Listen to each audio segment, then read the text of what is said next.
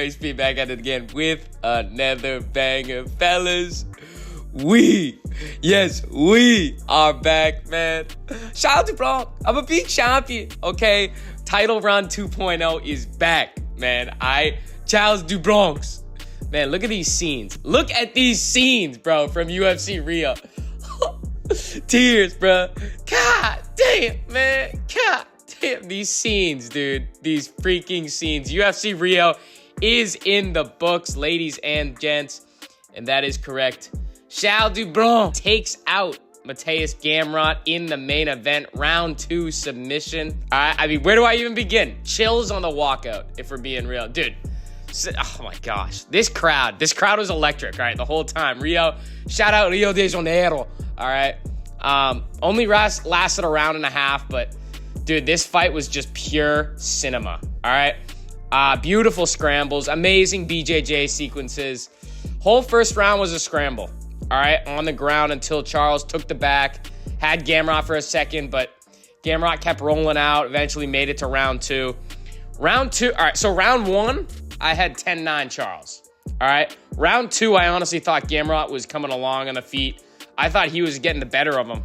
And then, I mean, he legit, bro, I was cringing every time Charles got hurt. I'm not going to lie, all right? Because, God, the PTSD from Ilya, man. But he freaking found a way, man. He bit down on his mouthpiece and said, hell yeah, all right? Eventually, Charles took him down, cinches up the RNC, and good night, gamer, bro. Good night, Gamrot, man. What can I say? Come on now. I mean, honestly, shout out to Gamrot for still taking the fight, but freaking dude, Charles Oliveira. Charles du Bronx. Charles du Bronx. What is next for Charles Oliveira after that fight? Man, he already said it in the ring. Book it now. Book it now. Take my money. God damn, it should have happened before. Max, Charles, make it Paramount opener? Question mark? I don't know. Maybe give Charles a little rest. I'd like to see him take some time out. Just enjoy the win, man. Enjoy the win. I'd love to. I can't wait for the aftermath of this, dude, because it's just so much better now that Charles is on top. Now that he's coming off a win, dude. And Max is coming off of a win against Dustin. Dude, this is a great time to book this fight. I wanted it to happen before this card, but now that they're both kind of on the rise after wins, I think this is perfect timing for both of them. So book this fight. BMF on the line. I mean, if not Paramount opener, maybe the pay-per-view after that, but early 2026, no matter what. Make it happen, please. Dana Hunter, book it. Book it, man. Charles du Bronx. Charles du Bronx. Charlie. Shit. Charles is him. I don't think there's any one person that means more to one country in the entire UFC. Arguably in a sport, if we're being real. Chad, is that a crazy take? Let me know down below if that's a crazy take. I don't think it is, though, if I'm being real. But Charles gets it done.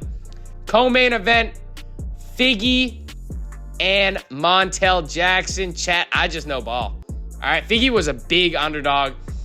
Dude, I just thought too much technique for someone like Jackson, man. I mean, if we're being real, when it came down to this, I just thought Montel Jackson is not someone that belongs in the top 6 of any division. Okay, he's good, but he's top 10 at best good, all right? Do I think Figgy looked that great?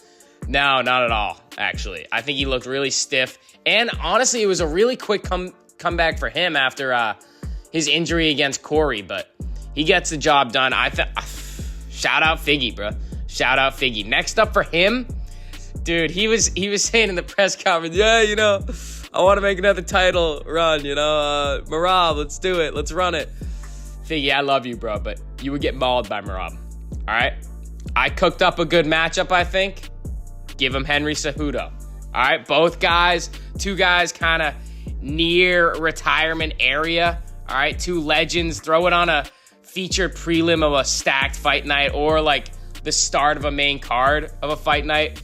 This could be a great way for both of these guys to go out if they either of them get wins. All right? So it's a win-win for both guys, man. I think, hey, at the end of the day, matchmaking, that's what I want to do. All right? I just want to make wins for everyone out here, all right? Luke Alvarez, weird fight, to be honest, man. The first round was close and a bit surprising with how close it was, but In the end, Alvarez gets it done. Unanimous decision. I think it was 30-26 or 30-27, I think. Either way. The first round was kind of close. It was kind of back and forth.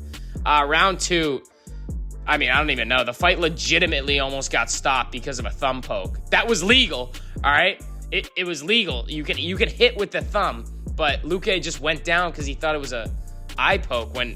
So honestly, Alvarez should have just won it right there, but the referee waved it off, and then it came back on. It was freaking weird, dude. But in the end, Alvarez gets the job done. Looked good. Honestly, looked a little sloppier than I remember, if I'm being real. He got tagged a lot by Luque, so maybe that's credit to Luque, but I don't know. So domination in round 2, and then round 3 more of the same. Luque really just started to fold after the first round. But next up for Joel Alvarez, all right? Really good striking. He's good on the feet. Dude, he's at welterweight. Definitely good for him moving up from lightweight, but if we're being real, the generic answer is just Jeff Neal. Feed him Jeff Neal, bro. It's freaking welterweight NPC brickhead. Sorry, Jeff, bro. I love you, bro. But nah, let's get a little exciting out here, all right? Come on now. The Green Goblin, Joel Alvarez, taking on Spider-Man, Michael Morales, man. Peter Parker, all right? Prospect versus prospect fight. I think this is literally guaranteed fireworks. This is guaranteed fight of the night. This could honestly be not a pay-per-view. Fight night main event, and I would still be intrigued, all right? If not, this is just a sick fight. Nobody wants to fight either of them, all right? So it works out, and both of them are strikers, so they're gonna throw. It's gonna be entertaining for all the fans. I think this is two guys hot on the rise, and make it happen, especially because Alvarez, dude, he's so inactive. Like, he needs to fight again, and Michael Morales has been out for a little bit, so he's going to want to fight soon. Make this happen right now, all right? Next up, Denise Pinto. I mean, if we're being real, those top 3 fights on the card were like the big fights for me. Oliveira, Gamrot, Figueiredo, Jackson, and Alvarez, Luque. Those are the big fights for me. I was locked in on all those. And you know what, chat? I hit a parlay on all 3 of them. Yes, I took Oliveira. Yes, I took Figgy. And yes, I took Alvarez. All right, so I just know ball. I don't know what I went on this card, but I cooked on predictions, all right? Check it out on the IG, but I was cooking, all right? Next up, Denise Pinto. Kind of run through the rest of these. Honestly, a dominant win for Pinto. Looks like a serious prospect at heavyweight, man. Gets the round 2 knockout. Has legit grappling skills, all right? It was a knockout, but it was TKO. And, you know, shout out on the post-fight translation from Pinto, dude. He wins the fight, and he does the whole interview, post-fight in the octagon interview in Portuguese, even though this guy's English speaking. So, I mean, the guy's just a jack of all trades. What can you say? Also, he got his brown belt in the cage, so shout out Pinto, man. Denise is kind of struggling, if we're being real. I know he lost his last fight, losing this one, so especially at heavyweight, that's not going to cut it, man. Dana and Hunter are not fans of that, so that might cut you, buddy, if we're being real. Dude, after this, god damn, man. Jose Aldo, our king. I just love this tribute, man. I absolutely love it. It was kind of weird that they brought it in the middle of the main card instead of, like, at the break, but I just love it. Getting one last walkout in front of his home crowd. Rio de Janeiro. All right, man. It's enough to make a grown man cry. All right. Shout out Dana. Shout out Hunter. Shout out UFC, man. That's respect. That's serious respect. But next fight, Ramos awfully getting the round 1 submission. All right. The Aussie gets the job done. Standing rear naked choke. The kid looked good. All right. The kid looked good. Not too much to critique there. Also, he got a little chippy with the crowd after, dude. I love that shit. He was talking trash, man. But good win for the kid. I've been a fan of Offley since the tough days for him, so love to see it. Next fight, dude. Where do I even begin here, all right? So if you're unaware, Almeida versus Aswell right here. This guy, Lucas Almeida, came into the ceremonial weigh-ins with his hand the size of, like, it's blown up literally to the size of, like, a basketball, all right? Look up the clip if you haven't seen it. It was pretty obvious, okay? Because he didn't bring it up and nobody acknowledged it and everyone noticed, okay? But obviously it goes across social media. The odds skyrocket in the favor of Aswell. Like, everyone starts slamming him after they realize... I mean, his hand's broken. For some reason, the UFC just does not pull him, okay? And Aswell knocks him out in the first round. I mean, so, I don't know what the deal is. That's not even the end of it, okay? But Aswell knocks him out in the first round. Yay, woo. Let's go, let's go. This guy, this guy Aswell, okay? After the knockout, he's hyped. He gets on the mic, man. It seems like a normal interview, all right? It seems regular. He goes, obviously, yeah, man, you guys know that card in Vegas, December 6th, my boy Joshua Van is on there. You know, he's fighting for the flyweight title against Alexandre Pantoja. Please, Dana, Hunter, like, get me on that card, man. Hey, pal, come on, buddy. No, actually, guys, we don't know that because it's not announced. So this guy, Michael Aswell, just leaked it. But, you know, breaking news, I guess. Breaking news. December 6th. Yes, chat. That is UFC 323. Alexandre Pantoja, Joshua Van. It's going down, man. It's going down. Oh, yelling timber. Nah, all right. But, yeah, we kind of assumed it. But, you know, now it's unofficially official. Thank you to Michael Aswell, bro. Hell yeah, bro. We leaked the fight. Appreciate that, King. You goat. But good performance from Aswell, other than that. Looking at this fight, I mean, just like previewing 323, we all love Joshua Van, and we are fighting for the flyweight title. Dude, honestly, just early predictions, Van's takedown defense is no joke. All right? Honestly, the way Pantoja just walks forward at all times, I will say it kind of lines up perfectly with how Van fights. So, I don't know. But right now, it's a toss-up, dude, but literally, like first instinct, I gotta go Joshua Van. Okay, I just think the boxing, his like, boxing in the pocket lines up perfectly with how Alexandre Pantoja just walks forward at all times. And his takedown defense just, I don't know, it just makes me think that Pantoja wouldn't be able to get his back. So that's just a basic vibe check. All right, give me Van, but I don't know. That could change. All right, that's just right now. Next fight, Filho Carpenter. Filho looked good with his BJJ. Experience showed for sure. He got the round 1 submission. Locked in the Kimura. I mean, hey, the kid looked good. Carpenter reminds me of like a salty, like flyweight Dustin Poirier with how he's like mad at all times, I feel like. But nah, Filho looked good, man, and honestly deserves a ranked fight next, for being real. Little streak he's going on right now. So next fight, Petrino Peterson. All right, Vitor Petrino gets the round 3 knockout. God damn. I mean, this finish, dude. This freaking finish, dude.